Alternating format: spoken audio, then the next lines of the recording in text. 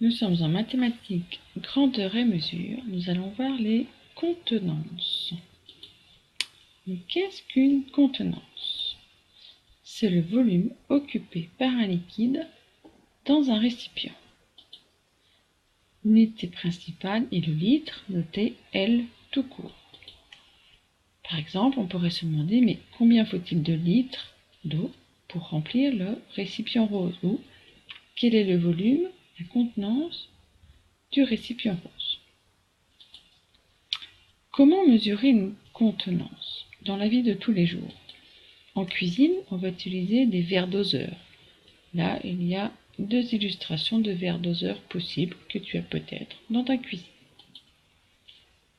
Pour certains médicaments, on va utiliser une pipette ou une cuillère doseuse, une petite cuillère en plastique sur laquelle tu verras, il y a des niveaux et des indications de contenance écrites dessus. Et il y a un autre endroit où tu vas voir des contenances, c'est la station-service. Quand tu vas chercher de l'essence avec la voiture de tes parents, c'est directement écrit sur le cadran, qui est écrit en plus grand là, en bas de l'image, où tu vois volume 15,60 litres. Donc ça, c'est pour l'essence, on lit directement le volume sur le cadran. Quelles sont les unités de contenance?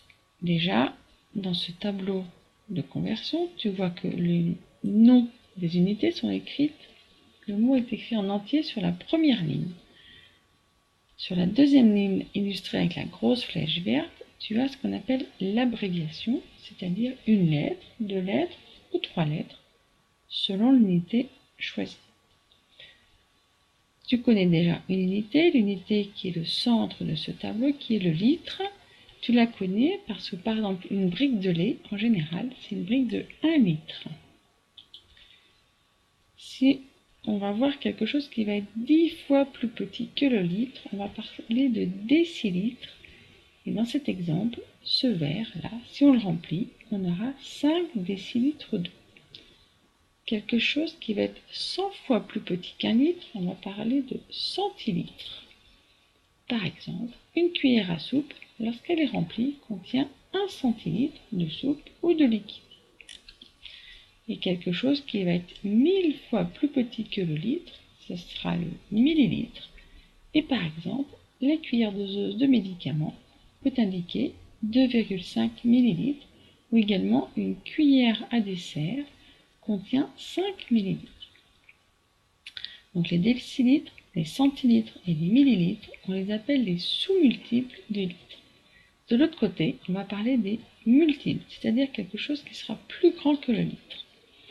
Par exemple, quelque chose qui va être 10 fois plus grand que le litre s'appellera un décalitre, mais on ne l'utilise pas souvent et j'ai pas d'objet à te proposer pour illustrer le décalitre. Par contre, l'hectolitre peut être illustré par une baignoire. Dans une baignoire, on peut mettre 2 hectolitres d'eau. Et le kilolitre est illustré par des tonneaux. Dans ces tonneaux, je mettrai 2 kilolitres de liquide. En général, c'est du vin. En fait, les kilolitres ne sont pas vraiment utilisés. On va utiliser à la place une autre unité de mesure qu'on appellera le mètre cube. Le mètre cube, ce serait le volume que tu mettrais dans un gros cube qui ferait 1 mètre de long par 1 mètre de large par 1 mètre de hauteur. 1 mètre cube. Mais ça, on ne les verra pas en CM1. Ces unités de mesure, tu les verras plus tard au collège.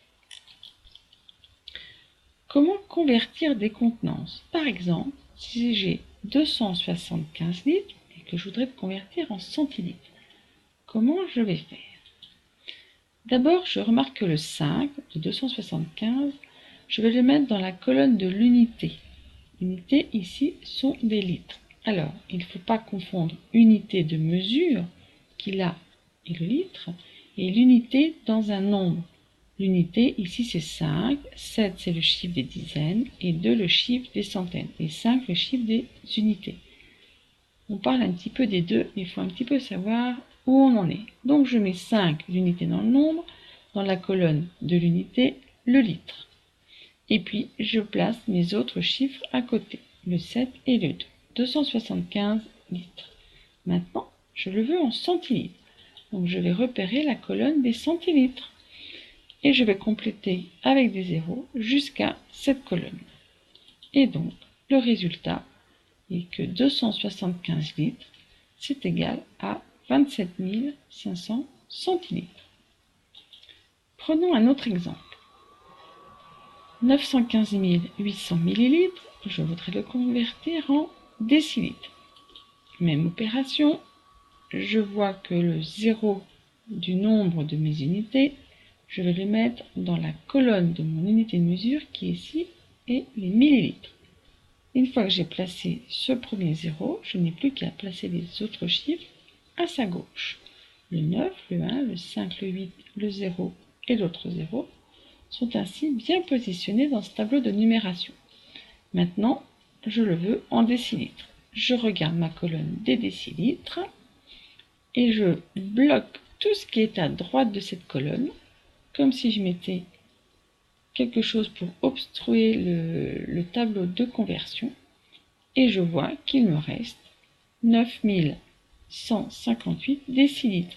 Donc je peux dire que 915 800 millilitres, c'est égal à 9158 décilitres. Si je récapitule la leçon sur les contenances, une contenance est faite pour mesurer le volume d'un liquide dans un récipient.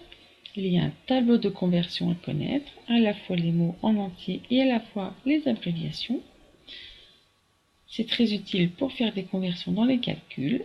Et pour faire des conversions, je réutilise ce que je connais déjà pour les mesures avec les mètres et le tableau de conversion des mètres, et pour les masses avec les grammes et le tableau de conversion des grammes.